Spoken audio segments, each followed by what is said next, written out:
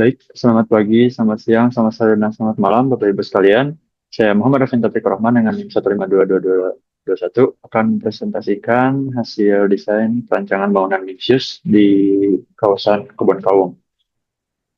Yang pertama adalah mapping design. Mapping design ini bertujuan untuk memetakan program bangunan apa yang bisa diaplikasikan pada kawasan ini terkait dengan isu, tujuan, dan juga solusi pada site terkait di Kebon Kawung. Yang pertama adalah isu kawasan. Di antaranya, kawasan ini merupakan kawasan yang padat aktivitas. Kawung ini merupakan memiliki zona kepadatan yang cukup ekstrim karena terdapat stasiun Bandung dan juga banyaknya kawasan komersial, menghasilkan polusi yang tinggi dan juga konflik sirkulasi. Kemudian konektivitas yang rendah, meskipun pusat transit terdapat beberapa transportasi umum yang melintas, kawasan ini tidak memiliki konektivitas antar moda kendaraan yang cukup baik, sehingga diperlukan perlakuan khusus terhadap isu kawasan ini. Kemudian yang selanjutnya adalah ruang publik yang tidak memadai. Kawasan ini kekurangan ruang hijau publik dan didominasi dengan infrastruktur keras sehingga menyebabkan efek urban silent. Kemudian tujuan dari mapping ini yaitu yang pertama kawasan minim gangguan menjadi ruang vertikal yang mengisolasi aktivitas dari hiruk pikuk sambil mengefisiensikan komersial.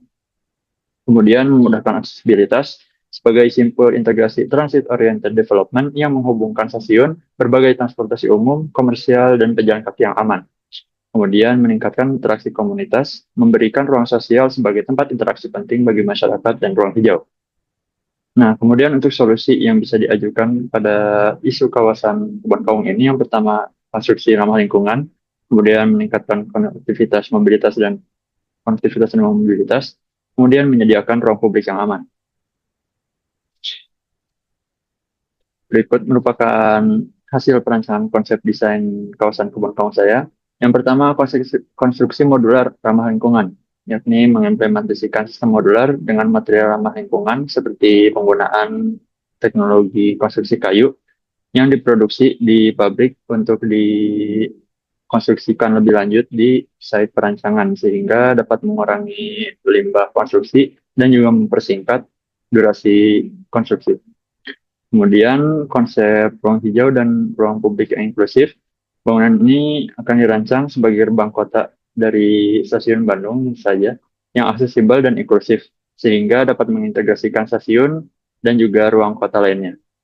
Kemudian konsep yang selanjutnya adalah pusat komersil terpadu. Mixed use terpadu yang berfungsi sebagai inkubator ekonomi kreatif Bandung menjadi zona tematik seperti kuliner, fashion, kerajinan lokal, dan properti. Sehingga dihasilkan program yang akan diajukan pada perancangan ini diantaranya Transit Hub, Community Hub, Komersial, dan Hunian Komersial.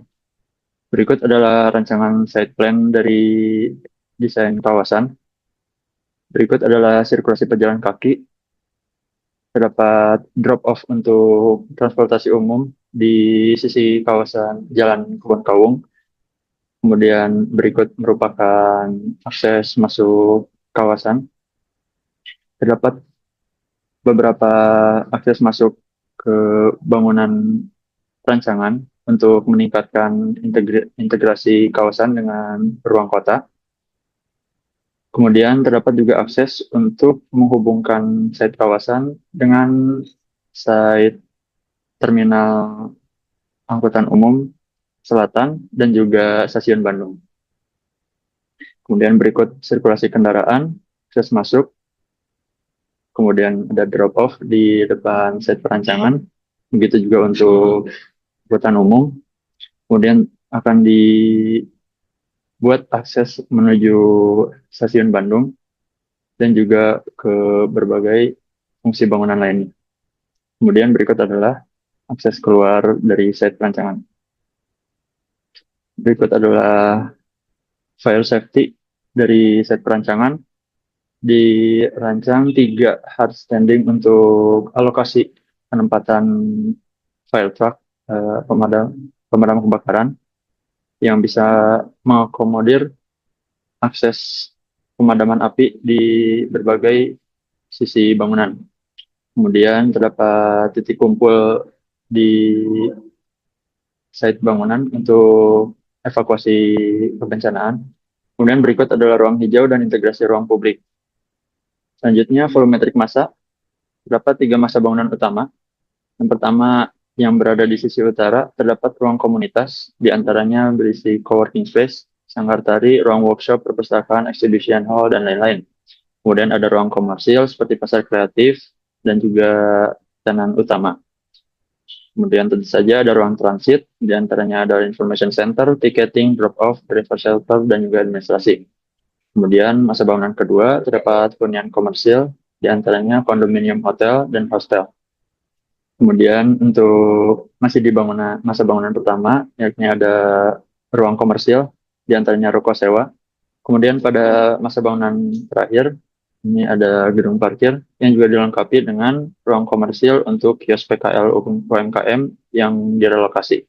Berikut adalah zoning vertikal, transit hub, eh, ditempatkan di lantai dasar untuk memudahkan konektivitas antar moda transportasi.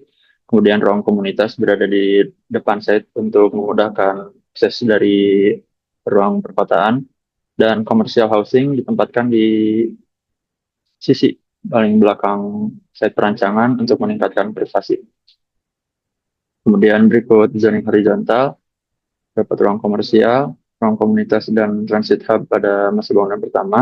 Kemudian masa bangunan kedua, dapat commercial housing, dan juga masa bangunan ketiga, transit hub, dan juga komersial. Sekian, terima kasih pemaparan perancangan hasil konsep desain dari saya. Terima kasih. Assalamualaikum warahmatullahi wabarakatuh.